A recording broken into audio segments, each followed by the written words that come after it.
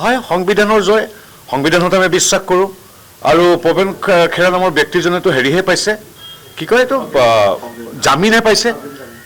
অৱশ্যে জামিন পোৱাটোক তেওঁলোকে ইমান উদযাপন কেনেকৈ কৰিছে নাজানো, হয়তো তেওঁলোকৰ মূল মুৰব্বীও মাটি বাৰী সংক্ৰান্তীয় নেশ্যনেল হেৰাল্ড নেকি, তেওঁলোকেতো গোটেই শীৰ্ষ নেতৃত্বৰ পৰা একেবাৰে এই খেৰা পৰ্যায়ৰ নেতৃবৃন্দলৈকে সকলোৱেতো জামিনতেই ঘূৰি ফুৰিছে। গতিকে চব জামিন ইত্যাদিবিলাক সংবিধানৰ আওতাত থকা বস্তু, গতিকে আমি তাক শ্ৰদ্ধা জনাব লাগিব। কিন্তু মই যিখিনি মই আইন সম্পৰ্কে জানো, যে জামিন পোৱা মানে তেখেতক নিৰ্দোষ বুলি সাব্যস্ত কৰা নুবুজায়। সাধাৰণ এগৰাকী ব্যক্তিয়েও যি আইনৰ বহুত দফা নাজানিব পাৰে, তেওঁলোকে এইটোৱেই জানে যে জামিন মানে কিছু সময়ৰ বাবে সকাহ, জামিন মানে তেওঁ যে নিৰ্দোষ সেই সিদ্ধান্ত দিয়া হোৱা নাই। আৰু যিবিলাক তেওঁলোকে কাম কৰিছে তাৰতো শাস্তি পাবই।